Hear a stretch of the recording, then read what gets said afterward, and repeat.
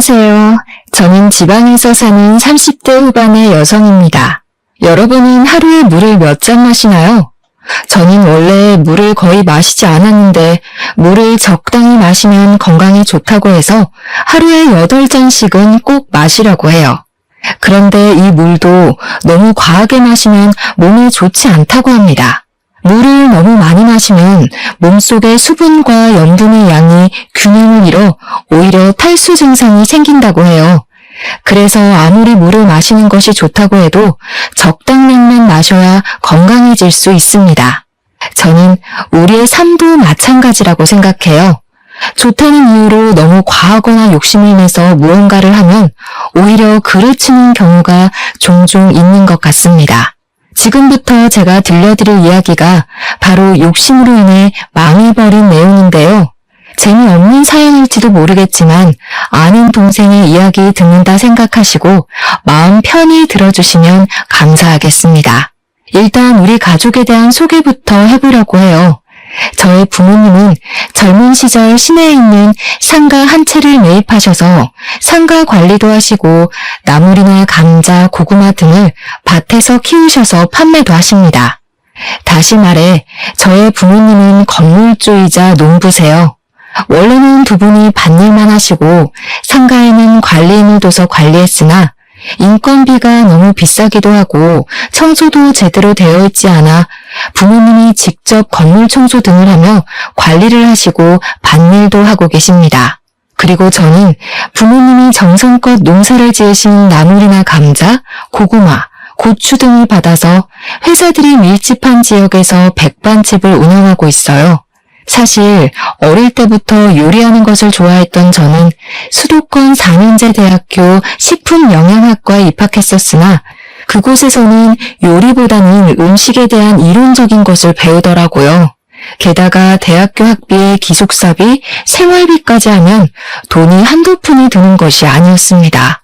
이렇게 대학교에 다니는 것이 시간 낭비에 돈 낭비라고 느껴진 저는 오랜 고민 끝에 자퇴하고 부모님의 도움을 약간 받아 백반집을 차렸어요.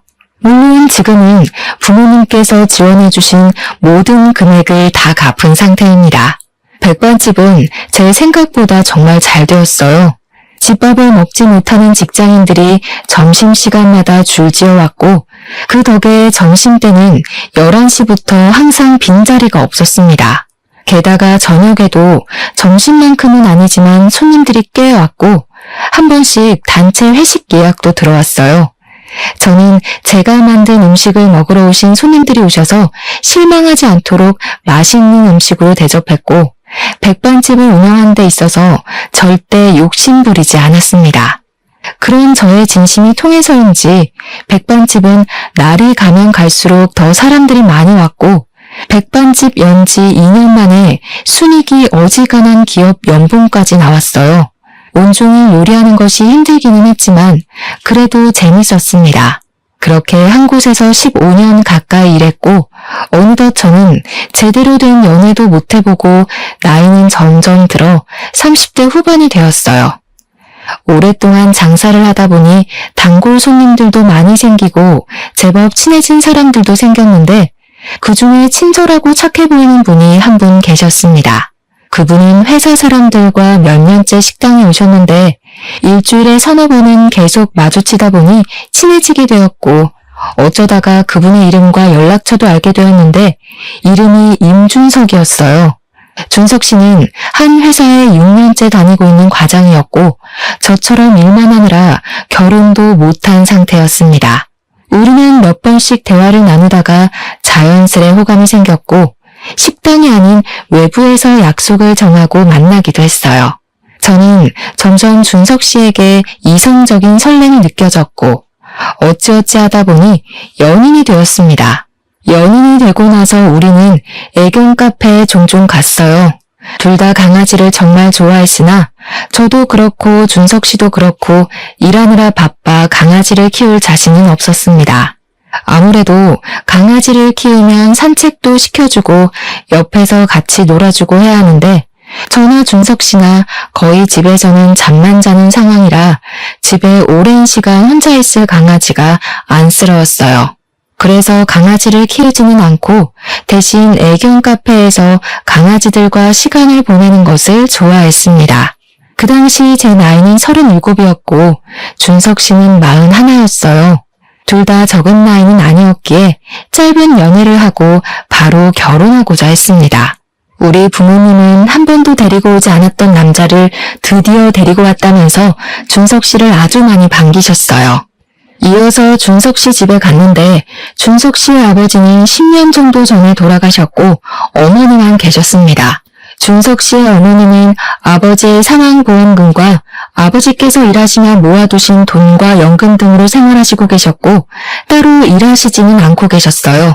첫인사를 드리러 갔을 때 준석 씨의 어머니께서는 저를 좋아하시지도 그렇다고 싫어하시지도 않으셨습니다.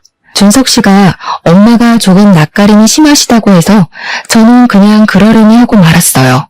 그 뒤로 우리는 바로 결혼 준비를 했습니다. 결혼 준비를 하며 신혼집을 구하러 다녔는데 아무리 계산기를 두드려 봐도 우리의 예산으로 살만한 집이 없었어요. 여기가 지방이기는 하지만 그래도 집값이 생각보다 너무 비싸더라고요.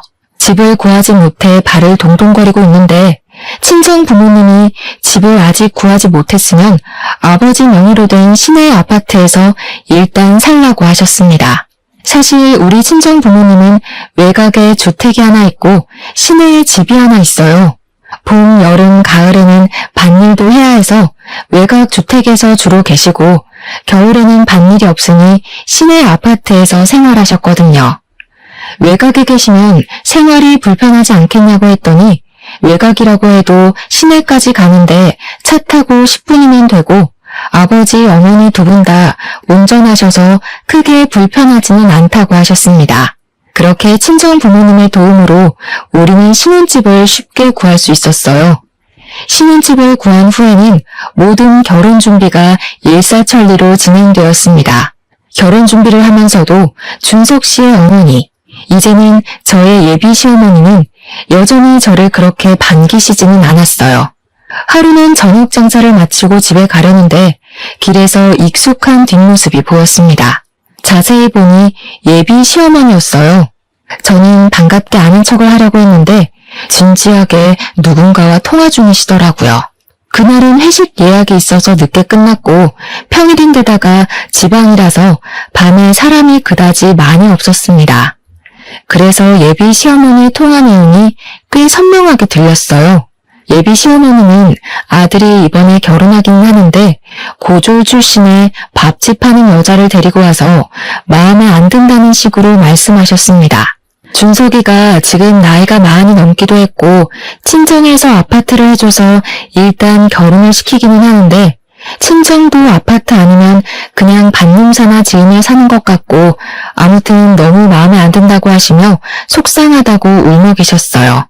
그 소리를 들으니 저는 어안이 벙벙했습니다. 솔직히 저는 예비 시어머니에게 부모님이 건물을 갖고 계신 것을 말씀드리고 싶었지만 친정 부모님은 건물을 갖고 있다는 사실을 알리는 것을 굉장히 쑥스러워하셨어요. 부끄러울 일은 아니지만 그냥 돈 자랑하는 것 같아서 말하기 싫다고 하셨거든요. 부모님이 그렇게 확고하시고 그 건물이 제 건물도 아닌데 제가 함부로 떠드는 건 아닌 것 같아서 굳이 예비 남편과 예비 시어머니에게 이야기하지 않고 있었습니다. 예비 시어머니가 우리 집에 대해 잘못 생각을 하고 계신 것 같았지만 그래도 예비 시어머니가 걱정하시는 것만큼 우리 집이 못 사는 것은 아니기에 같이 살아가면서 오해를 풀어드려야겠다고 생각했어요. 무엇보다 제가 오랜 시간 밥집을 하면서 좋은 손님도 많이 봤지만 별의별 무례한 손님들도 다 만나봤기에 사람을 대하는 것만큼은 나름대로 자신 있었습니다. 그래서 예비 시어머니 마음은 결혼 후 차차 돌려야겠다고 했어요. 그 뒤로 우리는 별 문제 없이 결혼식을 올리고 진짜 부부가 되었습니다. 결혼 후 한 달 정도 지났을까요? 남편이 다니던 회사가 1년 후에 다른 지역으로 옮긴다고 했습니다. 그런데 그 지역은 태어나서 한 번도 가보지 않았던 곳이었어요. 남편은 그동안 회사에 다니면서 스트레스를 정말 많이 받고 있었기에 굳이 그 지역으로 이사하면서까지 회사에 다니고 싶지 않다고 했습니다. 저도 잘 되던 백반집을 두고 남편 따라 다른 지역에서 새로 시작하기는 싫었어요. 그래서 남편은 회사를 관두게 되었습니다. 남편은 회사를 마지막으로 출근한 날, 저는 평소처럼 백반집에 나와 음식을 준비하느라 바쁜데 시어머니한테 전화가 왔어요. 음식 준비하느라 바쁘니? 우리 준석이 오늘이 마지막 출근 날이지? 준석이 그동안 그 회사 다니면서 마음고생 정말 많이 했다. 준석이가 이제 돈을 못 벌어도 그래도 가장은 가장이야. 너는 돈 벌고 준석이는 돈 못 번다고 너희 집 가장인 준석이 무시하면 안 된다. 알겠지? 아무리 그래도 준석이 밥도 잘 챙겨주고 해야 해. 이래서 결혼하는 사람이 잘 들어와야 하는데 아무튼 바빠 보이니 전화 끊으마. 시어머니는 제가 혹시라도 남편이 돈을 벌지 못해 구박할까봐 걱정돼서 전화하셨습니다. 저는 시어머니의 전화가 그다지 좋지 않았지만 그 당시 음식 준비하느라 바빠서 대충 대답하고 끊었어요. 그 뒤로 남편은 다른 회사를 바로 구할 수 있을 것으로 생각했지만 아무래도 지역이 소도시여서 그런지 생각보다 괜찮은 일자리가 나오지 않았습니다. 더는 좋은 회사를 들어갈 수 없겠다고 생각한 남편은 오랜 고민 끝에 호프집을 한번 열어보고 싶다고 했어요. 그래서 남편이 받은 퇴직금과 그동안 모았던 돈들을 탈탈 털어 호프집을 차렸습니다. 그런데 생각지도 못한 문제가 생겼어요. 코로나가 전국적으로 확산하여 확산 방지 차원으로 나라에서 심야 영업시간을 제한해버렸습니다. 호프집은 어찌 보면 밤 9시부터 시작인데 9시부터 문을 닫으라고 하니 호프집이 운영될 턱이 있나요? 결국 1년 뒤에 큰맘 먹고 열었던 호프집이 망해버렸습니다. 호프집이 문을 닫고 남편은 다시 백수가 되었고 저는 여전히 백반집을 운영하고 있었어요. 하루는 주말에 집에서 쉬고 있는데 시어머니가 다짜고짜 집에 찾아왔습니다. 에이, 이 집에 멍청한 년 들어와서 제대로 되는 일이 없어. 이제 우리 아들 어찌할 거니? 갑자기 오셔서 그게 무슨 소리세요? 내가 답답해서 그런다. 우리 준석이 너랑 결혼하기 전에는 이 지역에 흔치 않은 수도권 대학 졸업자였어. 게다가 좋은 기업 다니며 적지 않은 월급 받으며 잘 살았는데 고졸에 밥집 하는 너 만난 이후로 제대로 되는 것이 없어. 에휴, 잘 다니던 회사가 갑자기 다른 지역으로 이사를 하질 않나. 호프집도 쫄딱 망해버리지 않나. 내가 요새 니들 생각하면 걱정돼서 잠이 안 와, 잠이. 엄마, 그런 이야기 하지 마. 얘네 백반집에서 열심히 일하고 있는데 그런 이야기하면 어떡해. 제가 고졸에 백반집 하는 것 맞기는 하는데요. 그런다고 제가 어머니한테 이런 소리 들을 이유는 없다고 생각해요. 말씀이 너무 심하신 것 같아요. 시어머니는 집에 오자마자 저에게 결혼시킨 것을 후회한다는 식으로 말씀하셨습니다. 시어머니가 걱정되는 것은 이해하지만 솔직히 답답하기는 제가 더 답답했어요. 코로나로 인해 회사들도 단축근무 또는 재택근무로 많이 전환되기도 하고 점심시간에 식당 이용하기보다는 도시락을 많이 먹으면서 백반집의 매출도 점점 줄었습니다. 저는 배달을 하거나 포장을 하지도 않았기에 코로나로 인한 타격이 꽤 컸어요.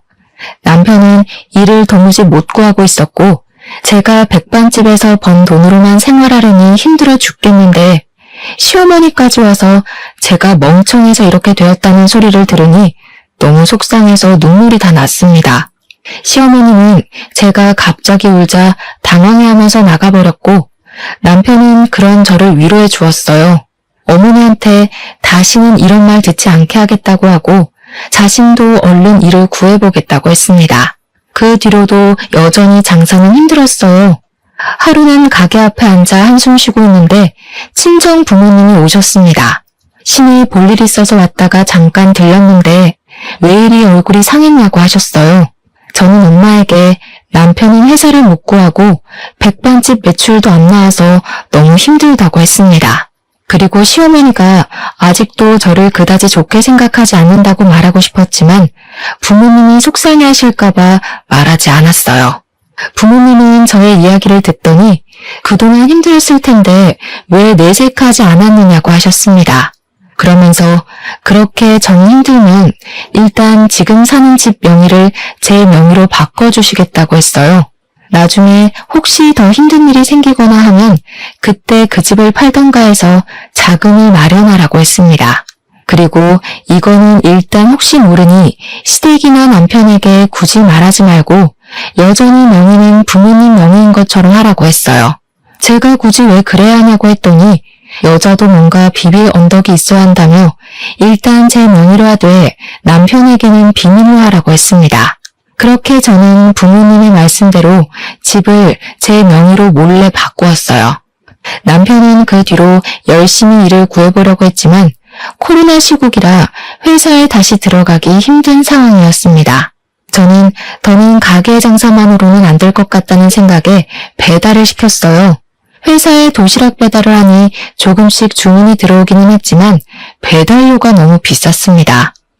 그래서 남편에게 당장은 일하지 않으니 점심시간만이라도 배달을 도와달라니까 대졸 출신인 내가 어떻게 배달을 하러 다니냐며 싫다고 했어요. 그러면서 자신에게 기가 막힌 사업 아이템이 있다고 하며 저에게 한번 들어보라고 했습니다. 사실 이 동네에 강아지를 키우는 사람들이 많은데 강아지들이 마땅히 놀만한 곳은 없었어요. 요새는 목줄도 의무화되고 큰 개들은 입마개도 꼭 해야 하며 개물림 사고가 잦다 보니 애견인들이 마음 놓고 다닐 곳이 생각보다 없었거든요. 그래서 남편은 애견 유치원을 열고 싶다고 했습니다. 주변에 강아지를 키우는 지인들에게 물어보니 애견 유치원이 하나쯤 있었으면 좋겠다고 했다면서 한번 열어보자고 했어요. 나쁜 생각은 아니었지만 이미 호프집으로 망한 터라 저는 또 망할까봐 걱정되었습니다. 그러던 어느 날 친정엄마에게 전화가 왔어요. 남편은 요새 회사 구하고 있냐길래 사실 지금 애견 유치원을 창업하고 싶다 해서 일을 도와줘야 할지 말아야 할지 고민이 된다고 했습니다. 친정엄마는 처음에 아버지가 상가 매입한다고 하셨을 때 엄청 말렸는데 지금은 결국 잘 되고 있지 않냐며 한번 남편 믿어보라고 했어요. 그리고 친정엄마 지인분들도 이 근처에 강아지들이 놀만한 곳이 없다고 이야기했다며 애견 유치원 하나쯤 생기면 잘 될 것 같다고 하셨습니다. 그리고 다음날 친정아빠가 남편과 저에게 전화해서 잠깐 친정으로 오라고 했어요. 친정아빠는 남편에게 애견 유치원 차릴 생각이 있다고 하던데 어떤 식으로 할 건지 한번 이야기해 보라고 하셨습니다. 친정아빠가 사실 지금은 사업을 안 하시지만 젊을 때는 사업을 크게 하셔서 안목이 꽤 좋으시거든요. 건강상의 문제로 회사를 친척에게 넘기고 지방으로 내려오기는 했지만 그때 사업으로 번 돈으로 이곳에 주택과 아파트 그리고 상가를 사신 것입니다. 친정아빠는 남편의 사업 계획을 들어보시고는 가능성이 있다고 생각하셨는지 돈을 빌려줄 테니 한번 해보라고 하셨어요. 그러면서 유동인구가 많은 상가의 건물주가 아빠와 호영호재하는 분이라면서 상가 한 곳을 소개해 주셨습니다. 그곳은 사람들이 많이 다니는 곳이라 원래는 정말 비싼 곳이었지만 친정아빠의 도움으로 저렴하게 상가를 얻을 수 있었고 애견 유치원처럼 창업하는 데 드는 비용 일부도 차용증을 쓰고 아빠에게 돈을 빌렸어요. 반면 시댁에서는 애견 유치원 창업한다고 말씀드리니 지원해줄 수 있는 돈이 없으니 알아서 잘해보라고만 하셨습니다. 남편은 친정의 적극적인 도움으로 애견 유치원을 열었어요. 평일에는 애견 유치원을 운영했고 주말이나 공휴일에는 낮에만 애견 카페를 운영했습니다. 저는 평일에는 백반집을 운영했고 주말에는 애견 카페로 출근해서 남편의 일을 도왔는데 생각보다 손님이 꽤 많았어요. 다행히 백반집도 서서히 식당에 손님들이 다시 찾아왔고 배달을 시작하면서 다시 예전만큼의 매출이 나왔습니다. 그렇게 백반집, 애견 유치원 모두 안정이 되어가던 어느 날씨 좋은 날 주말이었어요. 남편은 카페 운영하는데 필요한 소모품이 없어서 사러 나갔고 저 혼자 애견 카페에서 일하는데 시어머니가 오셨습니다. 너는 어떻게 카페를 열었는데 시애미한테 한 번이 오라는 소리를 안 하니? 역시 밥집 하는 무식한 것이라 그런지 생각도 없고 예의범절도 없고 그동안 바빠서 연락 못 드렸어요.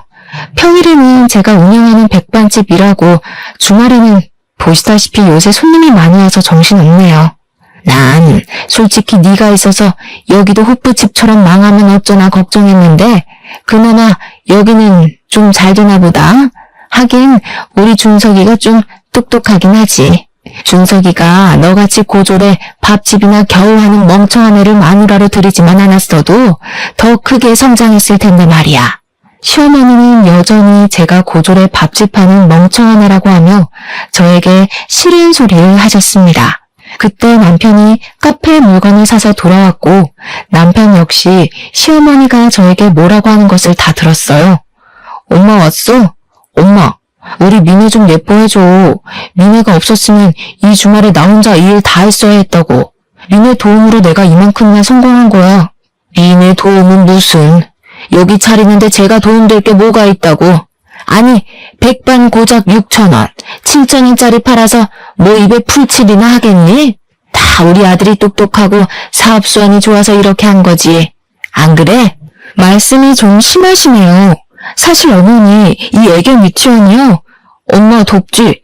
저기 앉아 계셔. 내가 얼른 맛있는 음료수 하나 대령하겠습니다.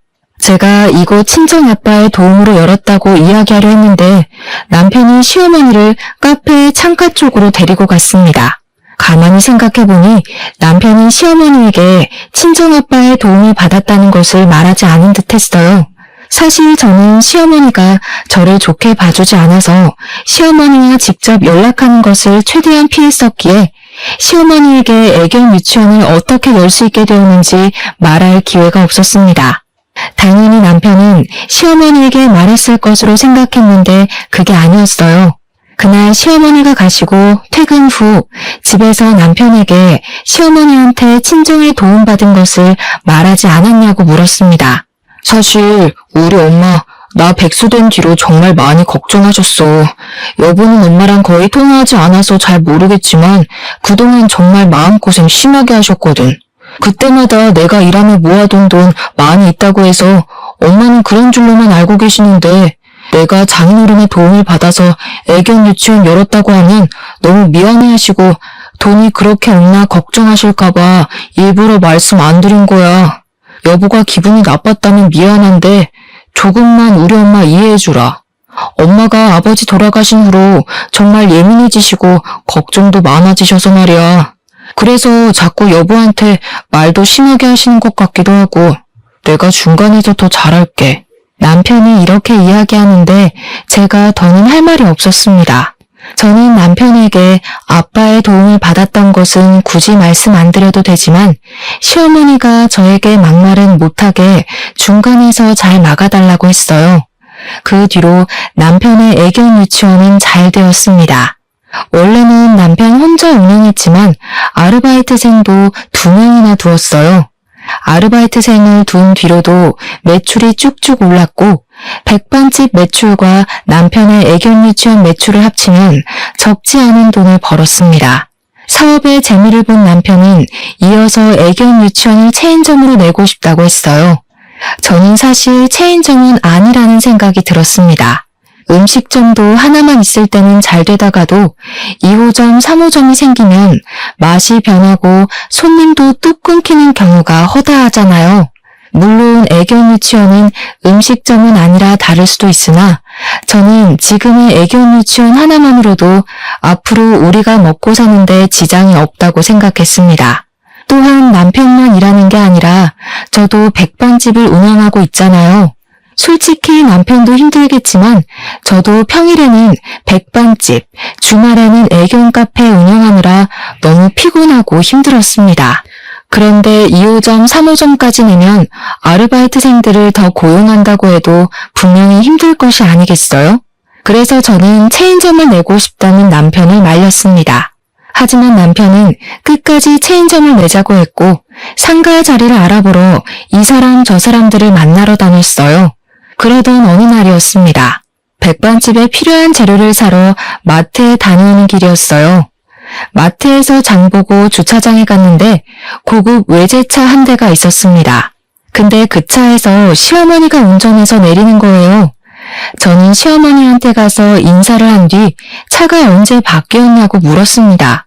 시어머니는 저를 이해 못하겠다는 표정으로 이번에 아들이 뽑아줬는데 못 들었냐고 했어요. 저는 남편한테 들은 적 없다고 했습니다. 그래? 우리 준석이가 얼마나 너 눈치를 보고 살면 이런 것도 말 안 하겠니? 너 괜히 집에 가서 우리 준석이한테 뭐라고 하지 마라. 알겠니?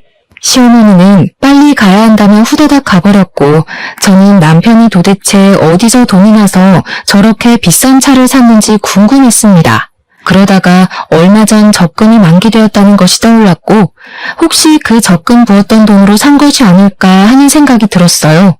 사실 우리는 각자 번 돈의 70%는 공동생활비 겸 부부생활비로 쓰고 30%만 개인의 용돈으로 사용했어요. 그래서 그 70% 안에서 같이 적금을 했는데 사실 남편이 거의 백수였다가 이제야 수입이 생긴 것이기 때문에 거의 제 돈이었어요. 그리고 돈 관리는 남편이 했는데 그 이유가 원래 처음에는 제가 돈 관리를 했으나 백반집 일로 바쁘고 원래 성격이 그다지 꼼꼼하지는 못해서 공과금 납부 기한을 몇 번 놓쳤었거든요. 그래서 저보다는 더 꼼꼼한 남편이 통장 관리를 했습니다. 저는 그날 퇴근 후 집에 와서 남편에게 적금 받은 돈 어떻게 했냐고 물었어요. 남편이 적금 받은 돈이 하나도 없다며 얼버무리길래 다 어디에 갔냐고 물으니 제 예상대로 적금 만기된 돈에 우리 생활비 조금 보태서 시어머니 외제차를 샀더라고요. 자동차가 한두 푼도 아니고 큰 돈이 들어가는데 당연히 이야기해야 하는 것 아닌가요? 게다가 거의 제 돈이 들어간 적금 통장으로 샀다니 너무 어이가 없었습니다. 그게 말이 돼? 아니 어떻게 그 돈으로 어머니 차를 바꿀 수가 있어? 그래, 100번 양보해서 어머니 차 바꿔드릴 수도 있어. 하지만 자동차가 한두 푼도 아닌데 당연히 사기 전에 진작 말을 해야 했던 거 아니야? 나중에 말하려고 했어. 그런데 네가 백반집 일에 애견 카페에 바빠 보여서 말을 못한 것뿐이야. 그리고 내가 뭐 유흥비로 그 돈을 쓴 것도 아닌데 이게 이렇게까지 화낼 일이야? 뭐? 야, 그 적금 거의 다 내 돈으로 채운 거야. 너 회사 관두고 수입 없을 때 내가 꼬박꼬박 적금 부은 거라고. 엄밀히 말하면 그 통장의 90%는 내가 번 돈인데 그 돈을 사용하는데 이렇게 네 맘대로 쓰면 되냐? 네가 돈 더 많이 벌었다고 유세했더니 우리 엄마한테 돈 좀 쓰는 게 그렇게 아까워? 엄마 차가 하도 낡고 고장나서 하나 뽑아드렸다. 이게 그렇게 욕먹을 일이야? 어머니가 필요하시면 돈 좀 쓸 수 있어. 그런데 이렇게나 큰 돈이 나갔으면 당연히 함께 상의해야 하는 거 아니야? 네가 이렇게까지 효자일 줄 몰랐네. 남자들은 결혼하면 다 효자 된다더니 그 말이 딱 맞네. 아주 딱 맞아. 지금 비꼬니? 난 도대체 네가 왜 이렇게 화내는지 모르겠어. 나 바람 좀 쐬고 올게. 남편은 저와 대화를 나누다가 집을 나가버렸고 그날 밤 남편은 집에 들어오지 않았습니다. 다음날 남편은 집에 들어왔지만 우리는 그 뒤로 며칠 동안 말을 하지 않았어요. 그러다가 주말이 되었고 저는 당연히 애견 카페에도 가지 않았습니다. 그리고 일요일 저녁, 대충 저녁을 먹고 자려는데 남편이 할 말 있다고 하며 저를 불렀어요. 무슨 말 하려나 싶어 앉아보니 자기가 생각이 짧았다고 미안하다고 했습니다. 솔직히 장인어른 장모님은 두 분이 살고 계시지만 자기 엄마는 혼자 계셔서 더 안타까웠다고 하며 그런 마음 때문에 이런 일을 저질렀다고 했어요. 그러면서 다음에 혹시라도 또 이런 일 생기면 꼭 말하겠다고 했습니다. 저는 남편에게 알겠다고 하며 다시 또 이렇게 비싼 것을 살 일이 있으면 먼저 말을 해달라고 했어요. 그 뒤로 우리는 다시 평소처럼 잘 지내기는 했으나 솔직히 내 마음은 예전처럼 편하지만은 않았습니다. 남편에 대한 신뢰를 잃었고 솔직히 남편이 통장 관리를 하고 애견 유치원의 실제 매출액을 모르기에 정말 70%를 공동생활비로 내는 것인지 아니면 일부만 내는 것인지에 대해 확인할 길이 없었어요. 그렇게 시간이 흘러 시어머니의 환갑이 왔습니다.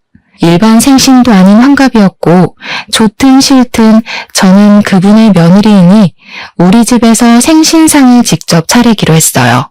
다행히 시어머니는 아주 저의 생신상을 만족해 하셨습니다. 시어머니는 음식을 다 드신 후 아주 조심스럽게 갖고 싶은 것이 있다고 하셨어요. 얘들아, 요새 온몸이 쑤시는 것이 너무 힘들단다. 저번에 친구 집에 가서 안마의자를 했는데 정말 너무 시원하고 좋던데 혹시 안마의자 하나 사줄 수 있겠니? 너희 둘 다 요새 잘 벌잖아. 남들은 같이 해외여행 가고 한다던데 나는 너희들 바쁘니 그건 바라지도 않는다. 다만 안마의자 하나만 사줘. 시어머니는 우리에게 환갑 선물로 안마의자를 사달라고 하셨습니다.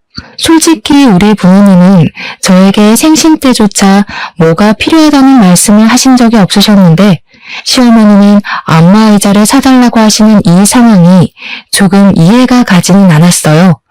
그래도 우리가 여건이 되기는 하고 다른 날도 아니고 환갑이니 좋은 마음으로 안마의자를 사드리기로 했습니다. 그리고 몇 개월이 지났어요. 백반집에서 저녁 장사 준비로 정신없이 식재료를 손질하고 있는데 남편이 식당으로 찾아왔습니다. 남편은 저에게 아르바이트생들 월급을 줘야 하는데 돈이 없다며 조금 도와달라고 했어요. 저는 분명 애견 유치원에서도 나오는 매출이 있는데 지금 무슨 소리냐고 물었습니다. 2호점, 3호점 낸다고 사람들 만나서 접대비 내고 했더니 지금 마이너스야. 지금 당장 아르바이트생들 월급도 주고 상가 관리비도 내야 하고 돈 나갈 것이 너무 많은데 이걸 어쩌지? 그동안 모아둔 돈 있으면 한 번만 좀 도와주면 안 될까? 뭐? 아니 아무리 그래도 월급이나 관리비는 빼놓고 돈을 썼어야지. 그런데 그게 얼마나 된다고 마이너스까지 돼?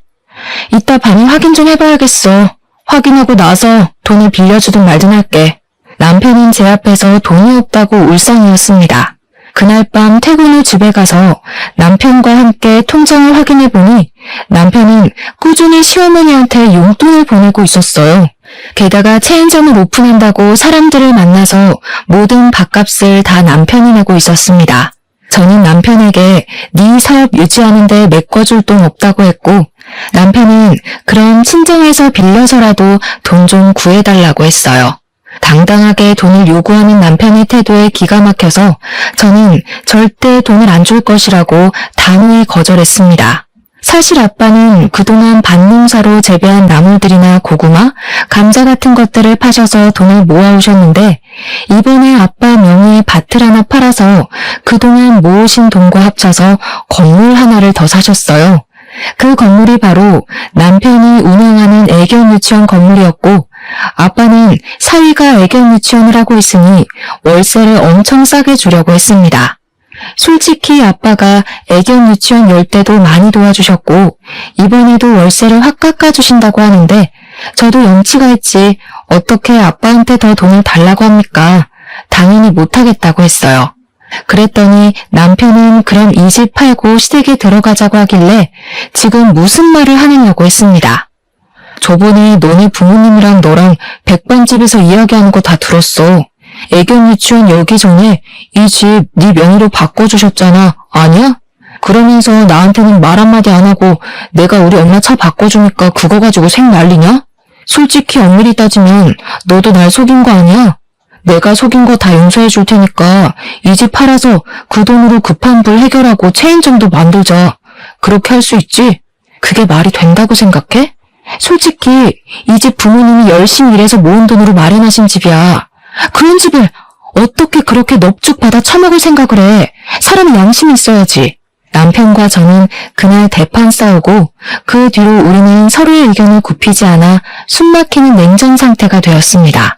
그렇게 일주일 정도가 지났어요. 그날은 우리 엄마 생신이었고 다음 날이 시아버지 제삿날이었습니다. 저는 엄마 생신상을 우리 집에서 차리고 다음날 시아버지 제사를 준비하기로 했어요. 남편도 엄마 생신이니 오라니까 일하느라 바쁘다고 안 온다고 했습니다. 저 역시 남편에게 아직 화가 풀리지 않아서 혼자 부모님을 집에 모시고 생신상을 차리고 있었어요. 한참 정신없이 준비하는데 누가 집 대문을 열어 나가보니 남편과 시어머니가 있었습니다. 준석이가 말해줘서 알았다. 결혼하면 친정은 이제 남이지 무슨 집에서 생신상을 차려? 그리고 남자가 사업을 한다는데 여윳돈이 있으면 좀 보태줘야지. 돈도 안 보태주면서 어디서 감히 집에서 친정 생일상을 차려? 시어머니는 집에 신발도 벗지 않고 들어오더니 제가 정성껏 준비한 엄마의 생신상을 그대로 뒤집어 엎었습니다. 그 모습을 본 부모님과 저는 정말 화가 났어요. 사돈, 지금 이게 뭐하는 짓입니까? 어떻게 상을 이렇게 엎어요? 바깥사돈, 잘 오셨네요. 안 그래도 물어볼 것 있었는데 요새 돈이 궁하세요? 왜 건물에서 청소하고 다녀요? 아니 글쎄 어제 내가 친구들이랑 밥 먹으러 갔는데 사돈 남자 화장실 청소하고 나오시더라고요. 그나마 사돈이 날 못 봐서 망정이었지. 만약에 날 아는 척이라도 했으면 어쩔 뻔했어. 대원천 쪽팔려서. 건물 청소부인 친정 뭐가 잘났다고 생일상까지 거나하게 차려 돈 아깝게. 아빠가 예전에 산 건물에 꽤 괜찮은 음식점이 하나 있는데 시어머니가 그 음식점에서 밥을 먹고 나오는 길에 화장실 청소하고 나오시는 아빠를 보셨나 봐요. 시어머니는 건물 청소하는 아빠의 모습이 부끄러웠다고 하며 대놓고 면박을 주었습니다. 네, 제가 그 건물 청소합니다. 그런데 제가 왜 그 건물 청소하고 다니는지 아세요? 뭐 보나마나 푼돈 몇 푼 좀 벌어보려는 거겠지 뭐. 어찌 보면 틀린 말은 아니네요. 인건비 좀 줄이려고 제가 직접 청소하고 다니는 거니까요. 인건비? 무슨 인건비? 당신이 그 건물 주인이라도 돼? 그 조물주 위에 있다는 건물주라도 되느냐고. 네, 그 건물 주인이 바로 접니다. 건물 관리 청소 용역까지 쓰려니 아무래도 돈이 한두 푼 드는 것이 아니라서 제가 직접 그 건물 관리하고 있었다고요. 그 건물에 상가 풀로 입점한 건 아시죠? 그리고 말이죠. 당신 아들이 운영하는 애견 유치원 그 건물도 이제 제 건물입니다. 거기 건물주가 바로 나라고요. 아빠는 그동안 돈 자랑하는 것 같다며 굳이 밝히지 않았던 건물주라는 사실을 밝혔습니다.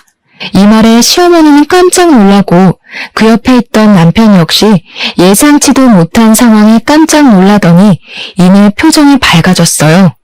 장인어른이 새로운 건물주셨어요?